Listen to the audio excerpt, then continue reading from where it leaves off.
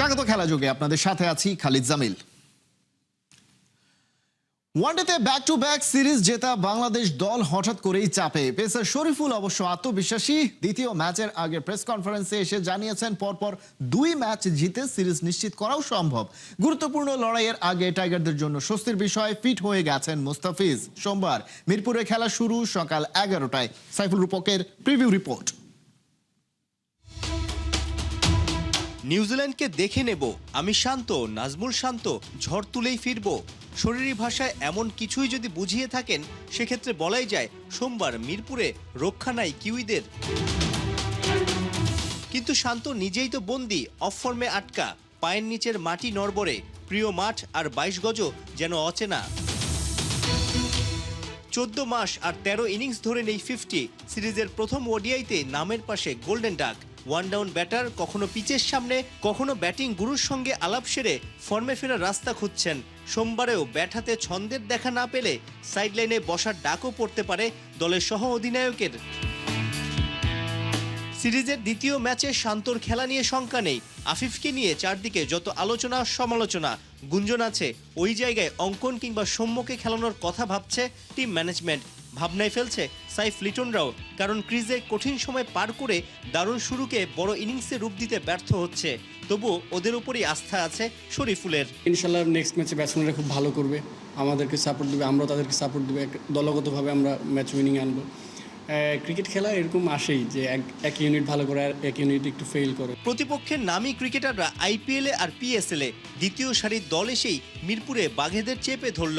ঢাকার প্রচণ্ড গরমেও ওরা পিচ বুঝে খেলে ম্যাচটা বাগিয়ে নিল। এক ম্যাচ হাতে রেখে সিরিজ জয়ের স্বপ্নও দেখছে কিউইরা। কতটা চাপে টাইগাররা? মাত্র একটা ম্যাচ গেছে, 2টা ম্যাচ আছে, সো আমাদের কনফিডেন্স আছে যে আমরা কামব্যাক করবো ইনশাল্লাহ। আমাদের বেস্ট ক্রিকেটটা কিন্তু লাস্ট ম্যাচে আমরা প্রথম ম্যাচে দিতে পারিনি, সো আমাদের বেস্ট ক্রিকেটটা দিলে আমরা ইনশাল্লাহ কামব্যাক করে সিরিজ জিতবো। টিম বাংলাদেশের জন্য স্বস্তি। ইনজুরির কারণে প্রথম ম্যাচ খেলতে না পারা মোস্তাফিজ এখন পুরোপুরি ফিট। সেদিন ফিজের জায়গায় নেমে দুর্দান্ত ছোটা শরীফুলকে কি আবার বেঞ্চে ফিরতে হবে, নাকি তাসকিন, নাহিদ কেউ একজন একাদশ থেকে ছিটকে যাবে? টচ হবে, টচ হওয়ার হয়তো 2-1 সেকেন্ড আগে আমাকে বললো যে আমি খেলবো। তো আমি বলছিলাম ড্রেসিং রুমে এসে রিশাদ বললো এটা রিজিক, হয়তো তোমার রিজিকে আছে। আমরা যে 15 জন স্কোয়াড আছে সবাই রেডি থাকি ম্যাচ খেলার জন্য। এখন ডিসাইড করবে কোচ তারা, সো আমরা সবাই রেডি আছি। এখন এটা তো আমার হাতে কিছু করার নেই, ওনারা যে টিম দিবে সেই টিম নিয়ে আমরা নামবো। নিউজিল্যান্ড দল চনমনে। টম ল্যাথাম আবার টসে জিতলে পরিস্থিতি আরো কঠিন হতে পারে বাংলাদেশের, কারণ প্রথম ম্যাচে প্রচণ্ড গরমে আগে ফিল্ডিং করে কাহিল হয়েছে টাইগাররা। দ্বিতীয় ইনিংসে পিচও অদ্ভুত আচরণ করেছে। যে ওয়েদার, আমার মনে হয় যে এখানে ওয়ানডে খেলাটা হঠাৎ করে এসে, আমার কথাই বলি, আমি তো টি20 খেলে আসছি, তারপরে সাডেনলি আল্লাহর মতো ম্যাচ খেলছি, সো তারপরেও অ্যাডজাস্ট করে নিছি। সো আমার মনে হয় যে টসটা একটু ইম্পর্টেন্ট, সো দেখা যাক নেক্সট ম্যাচে এখন টস কী হয় তারপরে। সাইফুল রূপক, 71। ক্যারিয়ারের 100তম ওয়ানডে ম্যাচের সামনে দাঁড়িয়ে লিটন কুমার দাস দেখতে দেখতে অনেকটা সময় পেরিয়েছে। এই পথ পাড়ি দিয়েছেন বহু উত্থান পতন, সাফল্য আর ব্যর্থতায়, কিন্তু ওয়ানডেতে ফর্ম ফিরে পেতে এবার লিটনের লড়াই যেন ফুরোচ্ছেই না। 100 নম্বর ওডিআই খেলতে নেমে কি লিটন নিউজিল্যান্ডের বিপক্ষেই নিজের ব্যাট প্যাচ কাটিয়ে উঠতে পারবেন? রিপোর্টে বিস্তারিত। ওপেনিংয়ে তানজিদ তামিম কিংবা Saif Hasan on and of. Top অর্ডারে নেমে তাওহিদ হৃদয় সাপোর্ট দিতে কখনো পারেন কখনো না, কিন্তু একটানা ওপরের দিকে ব্যাট করেও লিটন দাস নিজের কাজটা ঠিক যেন শেষ করে আসতে পারছেন না। বাংলাদেশের ক্রিকেট ইতিহাসের one of the finest batter তিনি। দেখতে দেখতে ইন্টারন্যাশনাল সার্কিটে পার করে ফেলেছেন অনেকটা সময়। এবার নিউজিল্যান্ডের বিপক্ষেই খেলবেন 100তম ম্যাচ। কতটা দিতে পারছেন নির্ভরতার প্রতিদান। যে ব্যাটার টাইগার টপ অর্ডারে 100 নম্বর ম্যাচ খেলতে নামবেন, অবিসংবাদিতভাবেই তিনি ওই দলের সেরা খেলোয়াড়ই হবেন। কিন্তু এই মুহূর্তে বাস্তবতা বলছে এই ওয়ানডে ফরম্যাটে ব্যাটিং অর্ডারের মাথার দিকে নেমে সবশেষ 50-র দেখা তিনি পেয়েছেন 2023 সালের অক্টোবরে। সেবার তার ব্যাট থেকে এসেছিল 66 রানের ইনিংস। তারপর কেটে গেছে প্রায় 2.5 বছর। লিটনও ওয়ানডেতে ব্যাট হাতে নেমেছেন 18 বার, কিন্তু আর একবারের জন্য পার করতে পারেননি 50-এর মাইলস্টোন। গেল 3 ওয়ানডেতে লিটন ফিরেছেন 40-এর ঘরে, তার মানে দলের হাল ধরেছেন, উইকেটে থিতু হয়েছেন, কন্ডিশনের অবস্থা ভালোভাবেই বুঝেছেন। তবু নিজের ইনিংসটা বড় করতে পারেননি, আউট হয়ে গেছেন। একটা সময় ধারণা করা হতো লিটন হয়তো নতুন বলে খুব বেশি সুবিধা করতে পারছেন না, কিন্তু এই গ্রাফ বলছে ওয়ানডেতে ওপেনিং এর তুলনায় 3 এবং 4-এ লিটনের গড় রান কম। মিডল অর্ডারে মানে 5 নম্বরে তাকে দুর্দান্ত মনে হচ্ছে বটে, তবে ওই পজিশনে ব্যাটিং করেছেন মোটে 4 ম্যাচে। প্রতিপক্ষ ভেদে অন্তত 10 ইনিংস ব্যাট করেছেন এমন তালিকায় লিটনের সবচেয়ে বেশি গড় রান জিম্বাবুয়ের বিপক্ষে, সেটা 100-র কাছাকাছি। এমনকি আফগানিস্তানের বিপক্ষেও সেই এভারেজ নেমে এসেছে অর্ধেকে। তবে এই গ্রাফে লিটনের অবস্থান সবচেয়ে নিচে নিউজিল্যান্ডের বিপক্ষে। নিজের 100তম ওয়ানডেতে নামার আগে কিউইদের বিপক্ষে 13 ইনিংসে ব্যাট করে রান তুলেছেন মোটে 11.5 গড়ে। সিরিজের দ্বিতীয় ম্যাচে কি সেই ব্যাট প্যাচ থেকে বেরিয়ে আসতে পারবেন? প্রশ্নটা জটিল। আগের পরিসংখ্যান যাই হোক, একজন লিটন দাস মানেই বাংলাদেশের ব্যাটিং অর্ডারের অন্যতম ভরসা। ব্যাট প্যাচের দৈর্ঘ্য যত দীর্ঘই হোক, 100 ওয়ানডে ম্যাচ খেলা মুখের কথা নয়। ওর অভিজ্ঞতার ঝুলি সমৃদ্ধ করছে বাংলাদেশের ক্রিকেটকে। তবে ম্যাচ আর পরিসংখ্যানের পাতায় তার ছাপও চাই, কারণ লিটন এখন আগামী প্রজন্মের জন্য দৃষ্টান্ত। খালিদ জামিল, ৭১। দলবদলে বড় চমক লেজেন্ডস অফ রূপগঞ্জের। সাদা বলের 2 অধিনায়ককে দলে ভিড়িয়েছে ঢাকা প্রিমিয়ার লিগের ক্লাবটা। তবে শঙ্কা জাগছে লিটন দাস, মেহেদী হাসান মিরাজকে মাঠে পাওয়া যাওয়া নিয়ে। ন্যাশনাল ডিউটির জন্য খেলতে না পারলেও অধিনায়ক হতে পারেন মিরাজ। আবু নাইমের রিপোর্ট। পেয়ে হারানোর বেদনাটাই যেন পোহাতে চায় ঢাকা প্রিমিয়ার লিগের দল লেজেন্ডস অব রূপগঞ্জ। সাদা বলের 2 অধিনায়ককেই ডেরায় ফিরিয়ে চমক দেখিয়েছে ক্লাবটি, কিন্তু আড়ালে বসে যেন হাসছে পাকিস্তান সিরিজ। আমাদের ফার্স্ট প্রায়োরিটি হচ্ছে ন্যাশনাল ডিউটি, দেন ওখান থেকে বের হয়ে যে কটা গেম আমরা সুযোগ পাবো আমরা চেষ্টা করব ক্লাবকে কিভাবে হেল্প করা যায়। জাতীয় দলের ডিউটি যখন প্রথম কথা, তখন টেস্ট দলের নিয়মিত মুখ লিটন মিরাজের জন্য ঢাকা প্রিমিয়ার লিগে খেলার সুযোগ কম। কেননা ডিপিএল শুরু 4 তারিখ, আর এর আগে শুরু পাকিস্তানের বিপক্ষে জোড়া টেস্টের প্রস্তুতি। 2 ভেন্যুতে খেলা, সিরিজ শেষ হতে হতে আবার কেটে যাবে মে মাসের প্রথম 3 সপ্তাহ। আর ততক্ষণে লেজেন্ডস অব রূপগঞ্জ টুর্নামেন্টে লিটন মিরাজদের ছাড়া বেশ কিছু ম্যাচও খেলে ফেলবে। আইকন হয়েও তাই হাতে গোনা কয়েকটা ম্যাচই ভাগে পাবেন লিটন মিরাজরা। নির্ভর করে কখন তারা ক্রিকেট ন্যাশনাল টিম থেকে তারা রিলিজ পায়, এবং তার রিলিজ পাওয়ার পরে কখন আমার টিমের সাথে ফিকচার মিলে সে কটা ম্যাচ তারা খেলবে। যে কটা অ্যাভেলেবেল থাকে সবই খেলবে।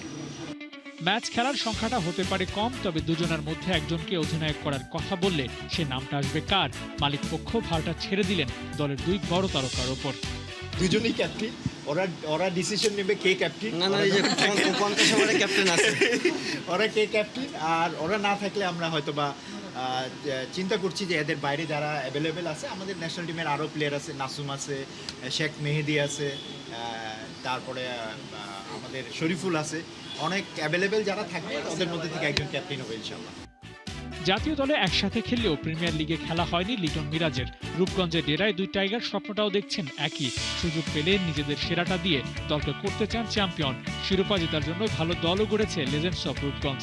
নাসুম, শেখ মাহিদি, শরীফুলদের সাথে সাইফ হাসানের মতো তারকারাও আছে লেজেন্ডসে। শিরোপা জেতার সব উপকরণই আছে লেজেন্ডস অব রূপগঞ্জের। অপেক্ষাটা এখন মাঠের লড়াইয়ে সেরাটা দেয়ার। আবু নাইম, ৭১। আন্তর্জাতিক ক্রিকেট অধ্যায়ের ইতি টেনেছেন পেসার রুবেল হোসেন। বাংলাদেশ নিউজিল্যান্ড সিরিজের দ্বিতীয় ওয়ানডের আগে তাকে সম্মাননা জানাবে বাংলাদেশ ক্রিকেট বোর্ড। গত বুধবার আন্তর্জাতিক ক্রিকেট থেকে অবসরের ঘোষণা দেন তিনি। আন্তর্জাতিক ক্রিকেটকে বিদায় জানালেও পুরোপুরি ক্রিকেট ছাড়ছেন না। সামাজিক যোগাযোগ মাধ্যম ফেসবুকে দেয়া এক পোস্টে জানান, এখন থেকে কেবল ঘরোয়া ক্রিকেট চালিয়ে যাবেন। 2021 সালের এপ্রিলে সবশেষ নিউজিল্যান্ড সফরের দলে জায়গা হয়েছিল রুবেলের। 2020 সালের পর থেকে প্রথম শ্রেণীর ক্রিকেট খেলেননি রুবেল। রাজশাহীতে শুরু হচ্ছে বাংলাদেশ ও শ্রীলঙ্কা নারী দলের 3 ম্যাচ ওয়ানডে সিরিজ। দুপুরে রাজশাহী বিভাগীয় স্টেডিয়ামে হয়েছে ট্রফি উন্মোচন। ঘরের মাঠে সব সুবিধা নিতে চায় বাংলাদেশ, স্বাগতিকদের ছেড়ে কথা বলবে না শ্রীলঙ্কাও। নিজেদের সামর্থ্যের বিশ্বাস আছে লঙ্কানদের। টাইগ্রেসদের জন্য সহজ হবে না সিরিজ জয়। লক্ষ্যটা ভালো ক্রিকেট খেলার। সামনে টি-20 বিশ্বকাপ, সেই প্রস্তুতিও নিতে চায় নিগার সুলতানা জ্যোতিরা। রাজশাহীর উইকেট ব্যাটিং ফ্রেন্ডলি হওয়ায় নিজেদের ঝালিয়ে নেওয়ার কাজটা ভালোভাবেই করতে পারবে বাংলাদেশ। সোমবার সকাল 9:30টায় খেলা শুরু।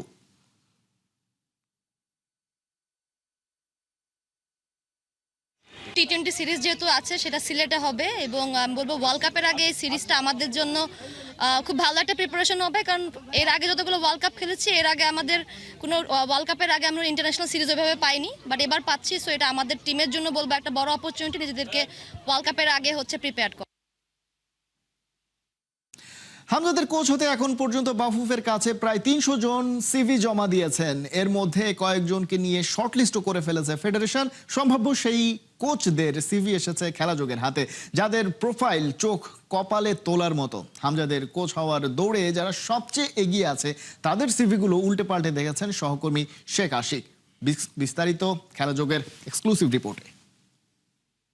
হামজা চৌধুরীদের কোচ হওয়ার জন্য এখন পর্যন্ত প্রায় 300 জন সিভি জমা দিয়েছেন বাফুফের কাছে, যার বেশিরভাগ সিভি এসেছে স্পেন আর জার্মানি থেকে।